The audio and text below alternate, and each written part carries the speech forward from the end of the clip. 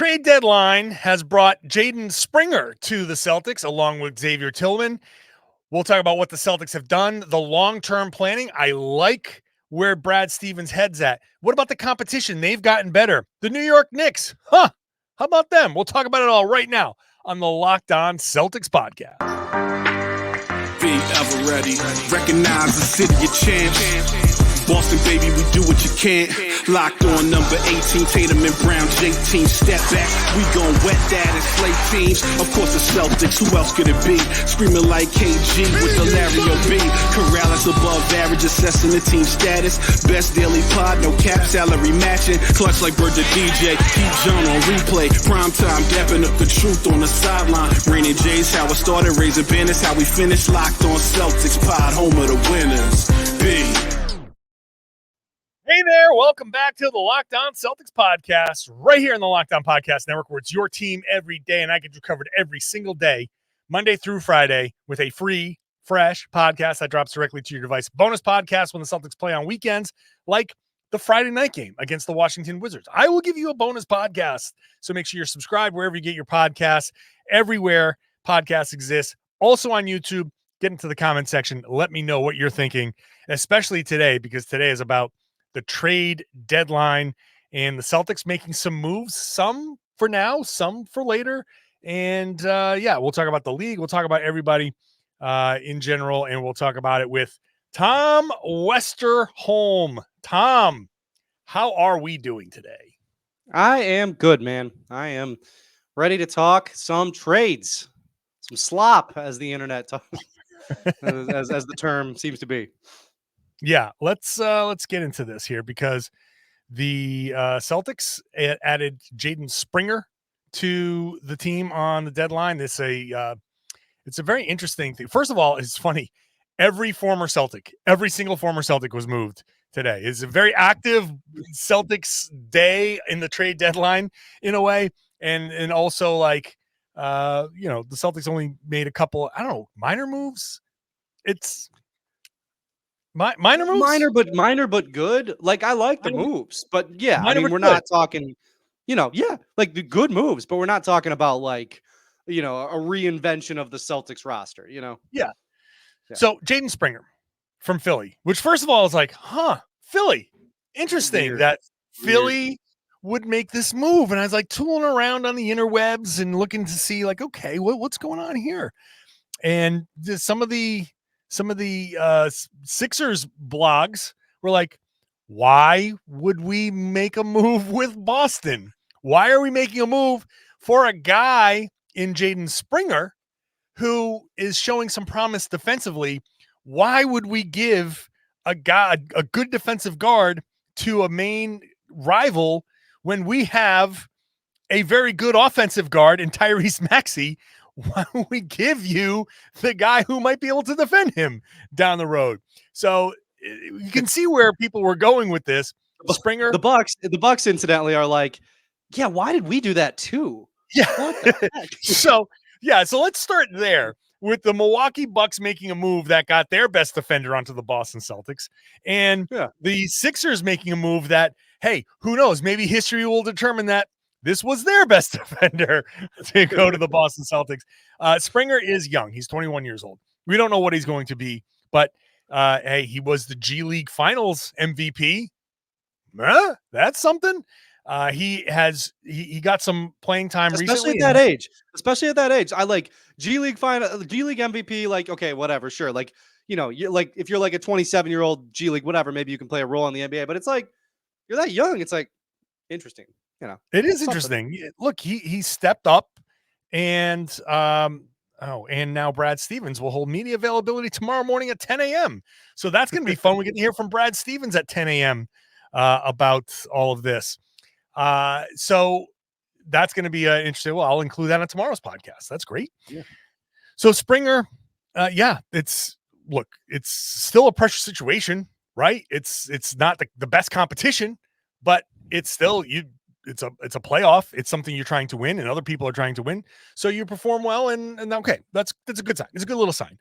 He got some increased playing time recently and did a good job defensively on Steph Curry. did a good job defensively on Luka Doncic, held his own. He's shown that he has a defensive ability that is ahead of his overall kind of place in the league. Yeah.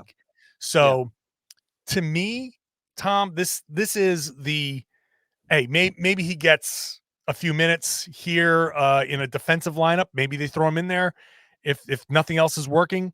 But more so, he's a guy that the Sixers sold low. And you have him. You now have Tillman, who is not making a ton of money. They kind of sold low on Tillman. And you got Jordan Walsh, who you drafted in the second round, that's showing defensive kind of principles and a great work ethic and all of that stuff. I think what Brad Stevens has done is kind of set the bench up with inexpensive guys that have potentially an elite skill and other skills that you can work on. So the cheap kind of useful guys that you need when your main guys are all super, super expensive. Yes. I think there's a lot of stuff that I really like about the Jaden Springer pickup. And I think the really interesting one to me, right, is like, you see kind of names floating around that are like, oh, maybe the Celtics could get this guy to help defensively. Maybe they could get this guy to help defensively. And I think a lot of those names, you look at your Carusos or whoever it might be, one, going to be tough to get because they're highly in demand players, whatever. And two, if you get a player of that caliber, then you start having to like reshuffle your rotation a little bit. And when you look at this Celtics team, I know there've been like minor slippages recently, but like, I just don't see much that needs to be reshuffled, at least when they're fully healthy. This is a really good team. So when you take somebody like Jaden Springer, to your point, now it's like, okay, minutes that, like that just aren't, like you can take them or leave them a little bit. But if you take them, you're giving them to a guy who's really interesting, who's young and promising and brings some stuff to the table. I really like that. I like that when you go out and Delano Banton is not going to be in Boston anymore. Lamar Stevens is not going to be in Boston anymore. And yeah, like those guys, brought something to the locker room. They weren't bad in their minutes by any stretch of the imagination, but they weren't guys who it's like, you don't look at Delano Banton and think to yourself, man, that guy might have a future with this team. Jaden, it's like Jaden Springer, like maybe. And it gives you that flexibility, right? Where you look into the offseason and it's like a Xavier Tillman, a Jaden Springer. If you need to use some salary matching there, if you need to use like sweeten the pot a little bit on a deal or something like that, or if you have to make moves elsewhere, like either way, you can kind of go either way with it. And you can say like, we have this guy on the bench that we kind of like and we want to take a closer look at, or you can say, hey, we don't have a lot of use for this guy. We think he would, we'll add him to the deal, sweeten the pot a little bit.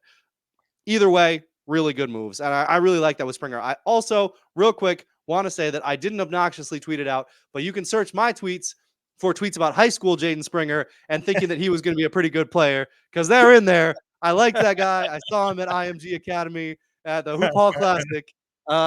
Big Jaden Springer guy. Been a big Jaden Springer guy for a minute. Well, we'll not doubt that.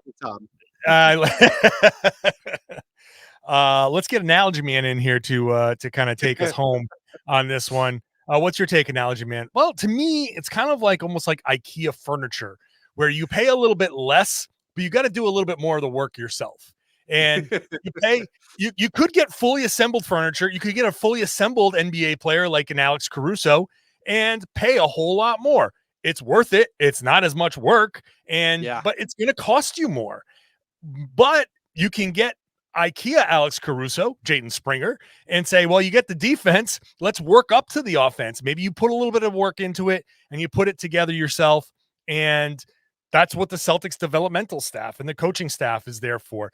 And this is have kind screwdrivers. You can do this. You know how to do it, man. It comes with an instruction manual. You've all done it before. You know how to do it. So you fix Jaden Springer's jump shot a little bit. You fix some of his decision making. You got coaches, you got good talent around him, and you don't need him to be to grow into the next Jayson Tatum. You need him to grow into Alex Caruso. If he grew into Alex Caruso, be like, oh my God, wow, that would be amazing. So who knows what his ceiling is, but the defense is there. The defense is at an NBA level. And I think, Tillman obviously is an elite level defender, or, I'd say an elite level defender. He's right there. And you hope that a guy like Jordan Walsh can develop into that. I don't want to go too crazy with him. He's a second round pick and it's his first year, but you hope that he can develop one elite thing over the course of his career. And it looks like the defense is going to end up being the thing that if he gets there, that would be it. If you hit on that, now you've got three guys that around Tatum and Brown. Like, you don't need them to be super complete players. You need them to be elite at one thing, capable at something offensively, and then you're good, because then that supports the main guys that are going to either defend a championship, win a championship, whatever. That's what you need. And I said it in yesterday's podcast. I think for all of Brad Stevens' like basketball acumen as a coach, he might be better at this job. This might be he's really damn good at this job. Really good at this. He's really good at it.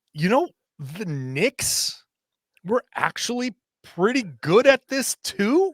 Yeah, man. I need a moment, man, because the Knicks were very capable, and the Knicks are Boston's toughest competition now.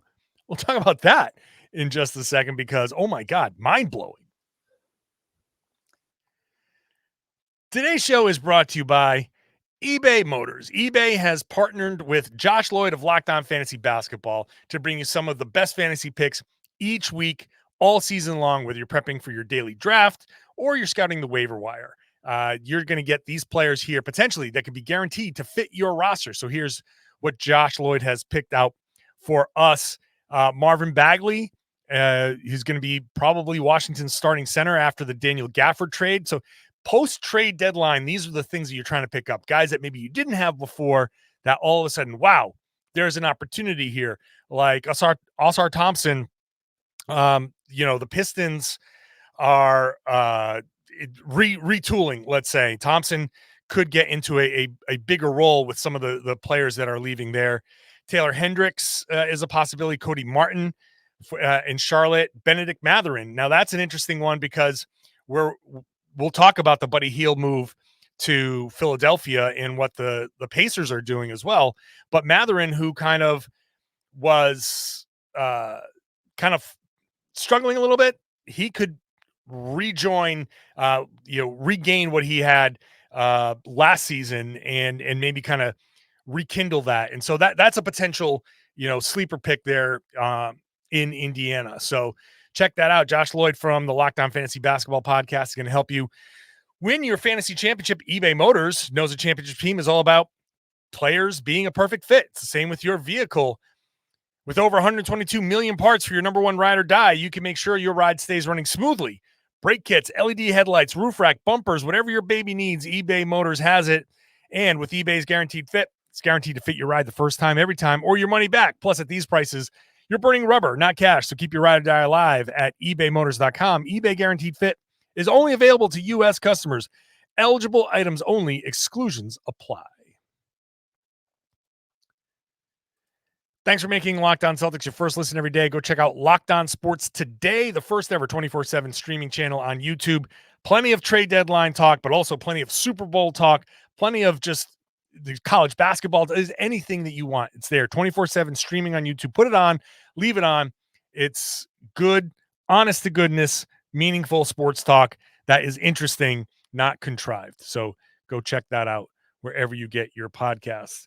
Tom Westerholm, the New York Knickerbockers have reloaded, retooled. They just lost OG Anunoby. He had a procedure that leaves him out for 3 weeks. So this is an interesting time for the Knicks, who, since the Anunoby trade in the calendar year 2024, have the most wins in the NBA, 16-3.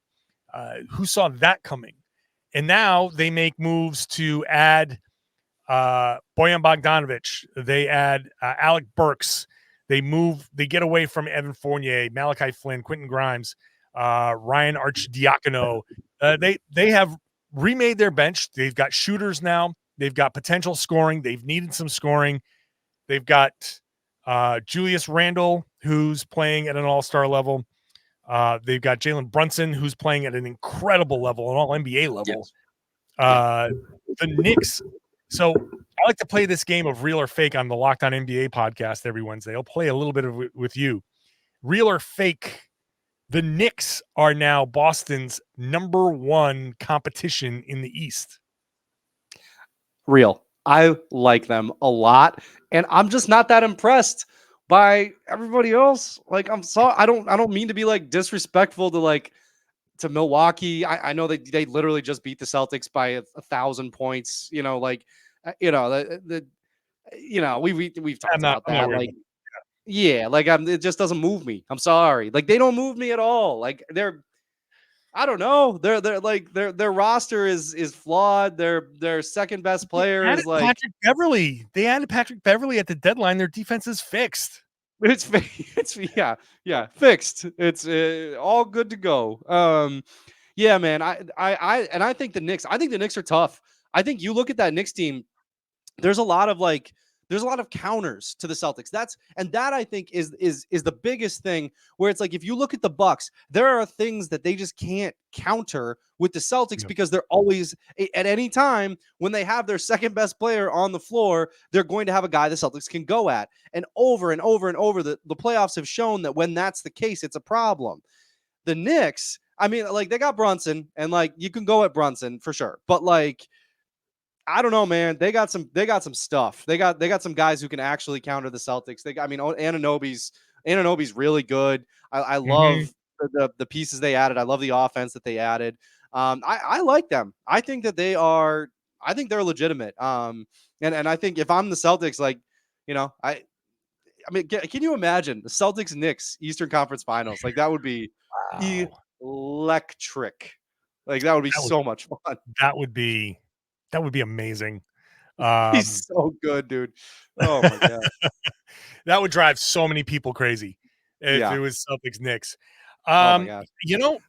So when it comes to Milwaukee and all of this, and I didn't even mention Philly because I just don't know if Embiid's coming back, but yeah. Okay, so Philly adds Buddy Hield. And what else have they? Drawing a blank on what else they did. But they didn't do much. So they added a shooter who, if Embiid comes back, that's going to be dangerous, right? You put a shooter like that on Embiid's side of the floor. What do you do? So, but I agree that between now and whenever that comes around, Philly's going to drop in the standings. So it's really the Cavs, the Bucks, and the New York Knicks. And I don't know that the Bucks got Patrick Beverly, and anybody with any defensive ability is going to help. But you're also pinning a little bit on Patrick Beverly to be and that's not somebody that is particularly trustworthy at this stage of his career. Some games he'll be great, and some games he'll completely suck. I think Doc Rivers can shore up at least one weakness, which is their transition defense, because he just wants everybody to get back. So he can help them fix the transition defense. Maybe you go with Patrick Beverly, and you in certain situations, maybe you have a slightly improved half-court defense, depending situationally. You still have Giannis. You still have Chris Middleton, who just keeps getting hurt. Obviously, you have Dame, who, like you said, is a liability on defense and can be problematic in the playoffs. It's still a team with Giannis that I don't want to count out.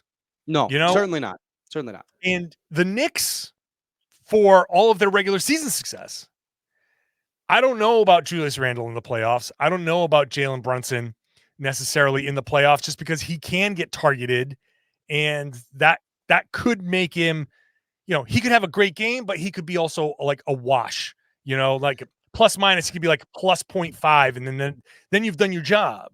So Yeah.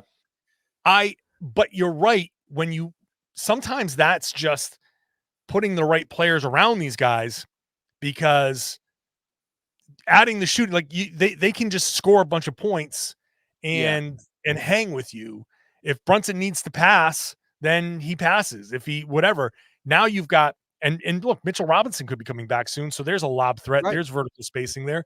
They're dangerous. So am I ready to say they are the number one threat to Boston? I don't think I'm there, but they are like, it's only because I trust Milwaukee and Giannis more than I trust New York and Randall. So I think that's fair. Here, the reason I would say the Knicks above the Bucks, realistically, like Giannis is like super duper star. No disrespect at all to Giannis. My thing is that Anunoby gives like the Knicks a way to counter Jayson Tatum, a way to slow Jayson Tatum somewhat consistently, and that's to me, it's more about that. That's more the way, because if you can slow Tatum, if you can mess him up, if you can bother him and kind of prevent him from going off, the Celtics can still win games. But that degree of difficulty just gets so much higher, and I just don't know that I feel like the Bucks have that consistent like one-on-one guy who can do that to Tatum, whereas I think if you look at the guys that the Celtics can throw at Giannis and the ways that they can try to slow him down. I mean, look, Al Horford's not gonna stop him entirely, but yeah, historically he's made it harder on him. Like, Tillman's another big body who can kind of stand in the way and do that kind of thing. That I think that like the Bucks might still be the better team than the Knicks, because they have one of the 2 or 3 greatest basketball players on earth. Like that's saying a lot.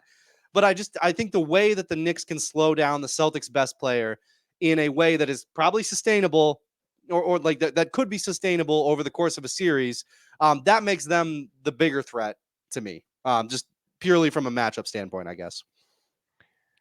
I think one of my biggest takeaways here is that Kristaps Porzingis is just going to be so massively important in a series against the Knicks. Yeah, he's just going to with if it's Mitchell Robinson or if it's Isaiah Hartenstein, it's just going to be, what does Porzingis do to that defense? That's going to be the key. And like, honestly, Porzingis is just critically important to the Celtics. It's just, it doesn't have to be in this particular matchup. He's going to be against Milwaukee, Brook Lopez. He's just going to be critically important in that situation. If they don't have him for any stretch of a series, that's going to be a big problem. If he's healthy throughout a playoff run, then the Celtics are the favorite. And it might boil, more than anything, it might boil down to that. Let's continue this conversation. Maybe we'll look at some of the other teams here, where things stack up in the NBA, because it was an interesting trade deadline. We'll talk about that all in just a second. Today's show brought to you by Nissan. Are you the kind of driver that likes to push things a little bit further? Ever wonder what adventure could be around the next corner? Well, our friends at Nissan have a lineup of SUVs with the capabilities to take your adventure to the next level, like the 2024 Nissan Rogue, which is perfect for city drives and great escapes. Class exclusive, Google built-in is your always updating assistant to call on for almost anything. You don't have to connect your phone, because Google Assistant, Google Maps, and the Google Play Store are all built right into the 12.3-inch HD screen infotainment system. The 2024 Rogue is the perfect midsize crossover for your next adventure. Or you can go the other way with the 2024 Nissan Armada, which will change what you expect from a full-size SUV. Picture a rugged 4x4 that can seat up to 8 in first-class luxury and style. Tow bigger and explore further in the 2024 Armada. Take the Nissan Rogue, the Nissan Pathfinder, the Classic, and the Nissan Armada. Any one of those 3, and go find your next big adventure at shopnissanusa.com. Thanks for making Locked On Celtics your first listen every day. Go check out Locked On NBA, like I was talking about before. I host it on Wednesdays, but they're going to be covering the big stories here. Get their take on what the Knicks look like. Maybe a little more unbiased take on what the Knicks are like. So go check that out there. It's going to be a fun show there on Locked On NBA. Let's get back to the conversation here with Tom. And so the Sixers have, they're kind of out of it. The Cavs didn't do anything. The East seems to be Boston, Milwaukee, and New York. I'm very curious this summer. The Oklahoma City Thunder. So they get Gordon Hayward. First of all of these former Celtics were traded to Gordon Hayward, Marcus Morris, Evan Fournier. I'm not even going to remember all of them. On top of all the guys the Celtics traded away. Grant Williams. Poor Grant Williams. Yeah, are we sad or happy for Grant Williams? Because he like the Dallas thing didn't work out. He got his money and now he's going home. I think I'm a little sad for him just because it isn't going well, that's tough. But it is nice that he gets to go home. That's Sure. Honestly, I was kind of sad. I believe it was Ball His Life retweeted Marcus Morris in he was doing something in Philadelphia and he was getting all choked up about how he's from North Philadelphia and how this is his home and he's so happy to be here and he's so happy to be, and then get traded away. I always liked Marcus Morris as personally, so I felt bad for him too. I don't think he's a bad person. I think he's just I liked him. Yeah, he's a good dude. Who else got traded? Kelly Olynyk to Toronto. Yes, Toronto stocking up on Canadians. They're just going full national pride. Canada first up with the Toronto Raptors, man. And then but I'm very curious as to what the Oklahoma City Thunder are going to do. They get Gordon Hayward, and he's a big salary. He surely is.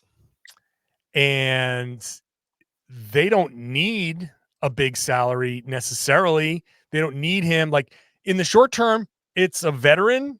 It's, somebody that, that could help. It's a young team. So yeah, that's fine. You get Gordon Hayward, who, he's unrestricted. You can get a veteran who can help a young team for a lot cheaper than Gordon Hayward is, though. You get Gordon Hayward, feels like you're cooking something. It does feel like you're cooking something. $31.5 million. Plus, you look at down the line, all of the younger guys that they can stack up. That adds up to be able to match something big. And before the year is over, so the regular season is going to end, but there's a period of time during the playoffs. Here's my bold prediction. The regular season will end and the playoffs will become one of the busiest trade times that we've ever seen. It'll be the busiest kind of postseason pre-next calendar year. So while the playoffs are going on, I bet you we see 5 or 6 trades because teams are going to start moving guys away to get under the second apron and stuff like that, setting themselves up for when the league year flips. And that's where still having Gordon Hayward at $31.5 million still on your roster because his season isn't over. I think there's a place. I think they're cooking something. I just don't know what it is. Yeah. I just wanted to say that out loud. No, I buy in. I agree. Buyout guys. Everybody wants to talk about buyouts. Is there anybody that got waived today? Like a Killian Hayes? Is there anybody on that market? Daniel House. That you might be like, hey, this is interesting. The Celtics have an open roster spot. You think there's anybody out there that could be surprisingly helpful for a buyout guy.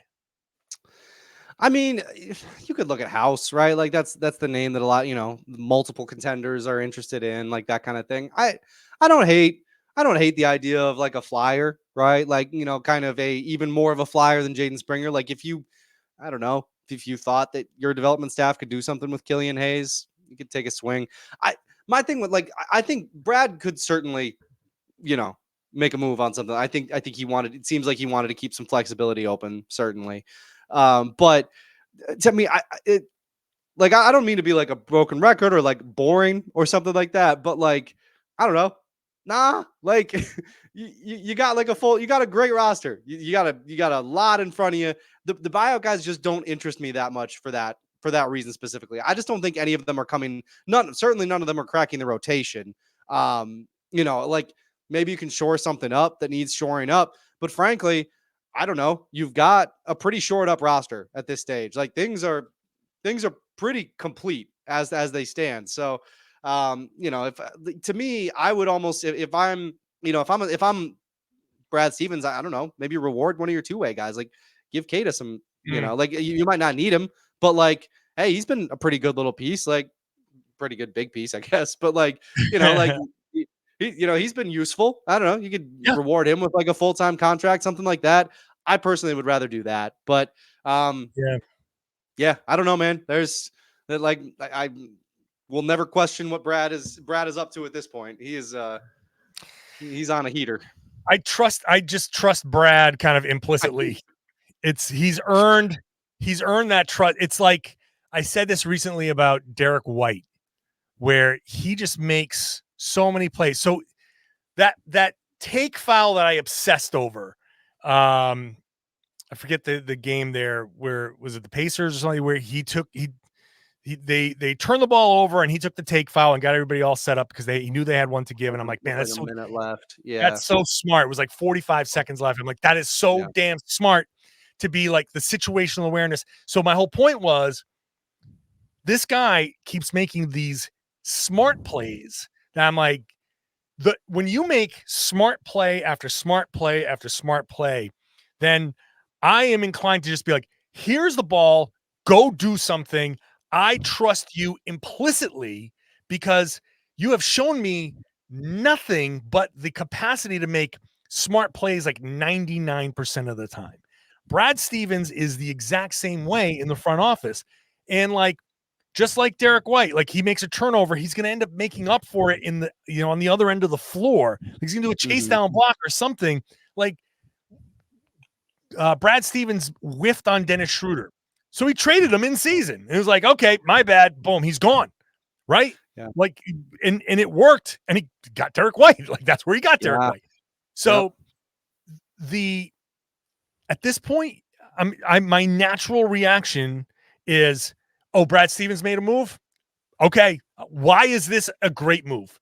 Because it's probably a great move. And I'm like, if I don't understand what Brad Stevens did, then I'm just going to assume that I'm missing something because Brad has to know what the hell he's doing. There's nothing that he's done that I'm like, oh, well, Brad's an idiot. Here's Brad's misstep. Like, nope. Freaking peerless right now. Yep. He puts a lot of thought into things, man. He is a thoughtful dude. And you see that in the roster. You see that, in the salary situation, in the way that he's built a contender. Yeah. He's for real about this team building stuff. He's very good. That's right. So we'll see. I don't know if they're going to add a buyout. I get a question online. Philip O'Connor asked if I could explain how buyouts work on the podcast. So here it is. Player makes, whatever money he makes, they can negotiate to get bought out. It's whatever amount of money that he wants. Could be the full thing. Could be like, he could say, I want all my money. And if the team just doesn't want that guy around, they could be like, okay, here's all your money. Go. Whatever he signs with somewhere else, often the minimum, that gets prorated out of what the former team owes. Sometimes they just do that. Why do they do that? Sometimes you don't want to mess with an agent and you say, okay, we're going to do your client a favor. When you have another client that we might want to sign, make sure we get the meeting, right? Because we're doing right by you. So that's kind of the whole thing. Players don't have to get bought out. They can ask to get bought out. They can refuse a buyout, but if a team says, well, we're cutting you anyway, then technically that's sort of like a buyout, but they're just giving him all his money. Right. So that is generally how a buyout works. Like Tom says to me, I want to buy out, and I say, okay, we'll give you 75% of your contract. You can go out and get whatever. And if that's cool, then it's cool. If it's all a negotiation after that. Whatever you pay stays on the books.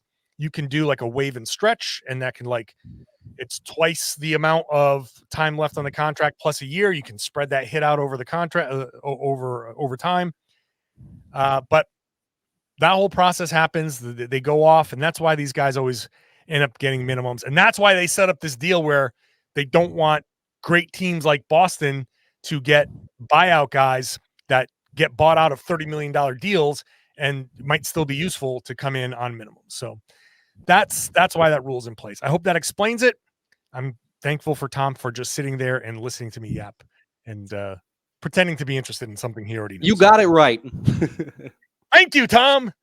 All right. That's it. We're done here. Thanks, Tom. Appreciate you, man. Appreciate you all, too, for listening, for watching. Again, this is the Monday through Friday show. So this is the Friday show. There will be a Saturday show, which I will record after the Celtics presumably beat the Wizards, but I don't want to get too confident because you never know.